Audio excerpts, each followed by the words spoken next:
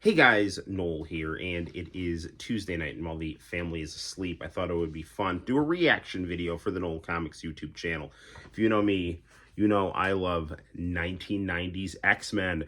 Jim Lee, Rob Liefeld, Mark Silvestri, they are my biggest Western artist inspirations. I love to draw comic book art and manga, and this was the type of stuff that really inspired me as a kid and as an adult. And I love 90s X-Men and 80s X-Men. And I also was the person who first uploaded the Japanese opening and closing credits to the dub of the Fox Saturday Morning X-Men that was broadcast on TV Tokyo, and I have an episode of that dub on my YouTube channel. I also, to show my further X-Men credibility, have this episode of Cold Vengeance, one of my all-time favorite X-Men episodes. It's stuck in one of my VCRs, so I need to find a way to get it out.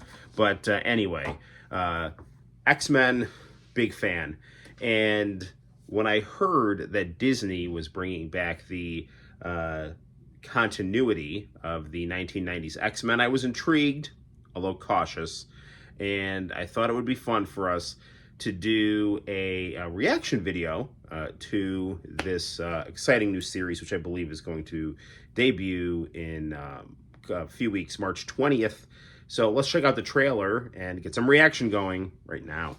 We have a CRT TV, of which there are several in this room. And we have the Colossus action figures down there as well. That's kind of cool. Okay, here we go. Watch the series finale of X-Men next Saturday morning. Check your local listings. I'm grateful. Okay, so this is from the last episode of X-Men, the animated series. The animation style had changed. The colors got a little more dark and saturated. The faces got a little more expressive, but the character designs got a little less detailed. Now we have a very nice, vibrant color palette right here. I think I just saw Callisto right there from the Morlocks. This, you can tell, is digitally made, so you have very crisp, vibrant colors and lines, but things are choppier, I think. I think I just saw Magneto in his purple New Mutants headmaster outfit. I don't know why Morph looks like that, and I don't know why Storm has her mohawk in her 90s outfit.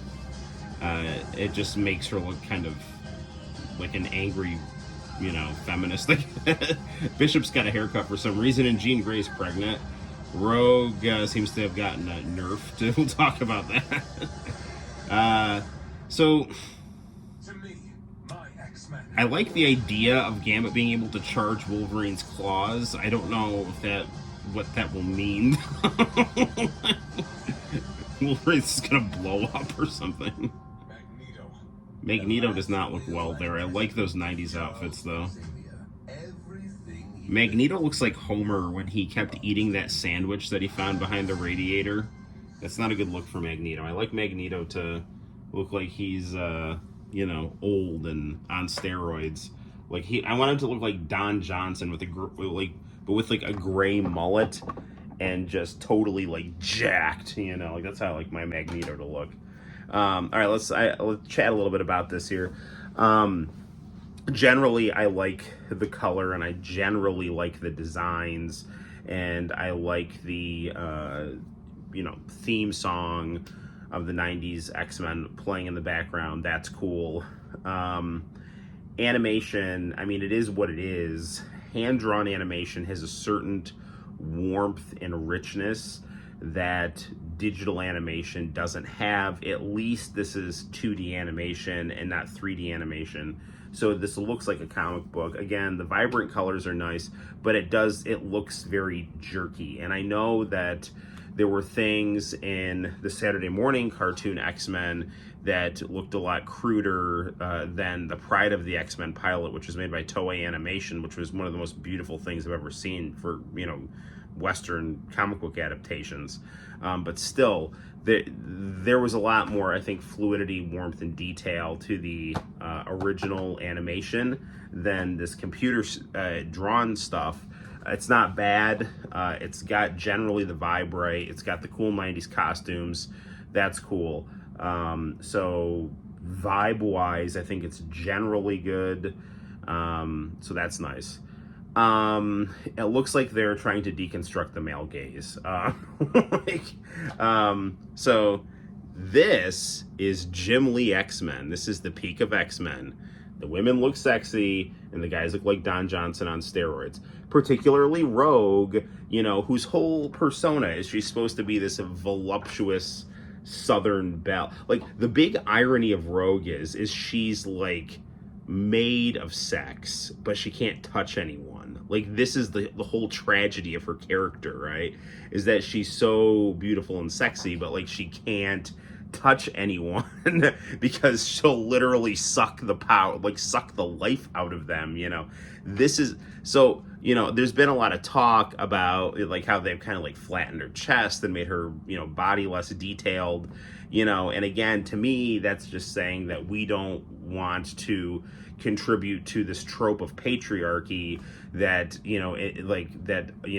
objectifies or romanticizes the female form, which is idiotic because comic books are about objectifying everything. It's an object. The whole thing is you're supposed to have like these insane physical ideals again, and this was like the 90s, late 80s, so the guys look like Don Johnson on steroids and the girls look like lingerie models, and this is how it should be if you're going for this style, okay?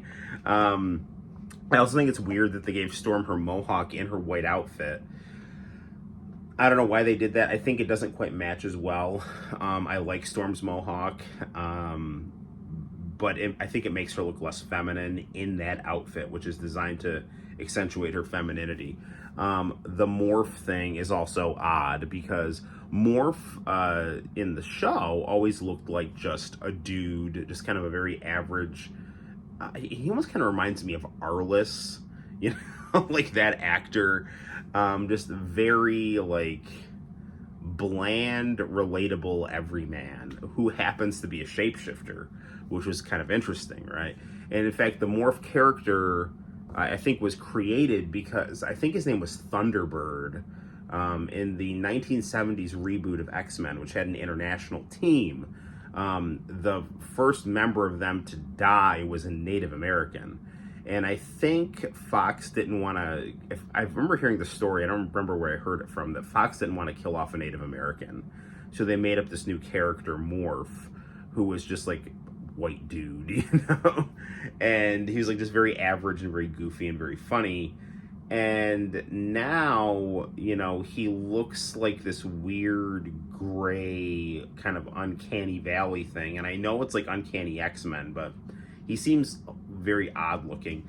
They seem to have made him look like there was a character in Marvel who I think is actually unrelated to the Morph character in the X-Men the animated series. I think this character was made in like 1995 as part of some other timeline, and he had like a gray face, and I think they're trying to use that design on the 90s cartoon Morph.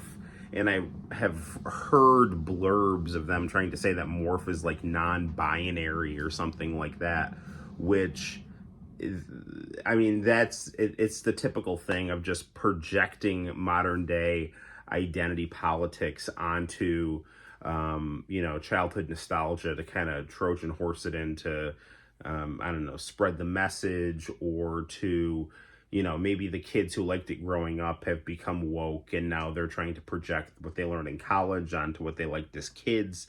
I don't know what it is, but it comes off to me as kind of off-putting because, I don't like it when they take characters that have already been established with, kind of like a certain trope and then try to charge it with, divisive identity politics so that you can say that you're, making something, I don't know, more controversial or trying to artificially add depth to it.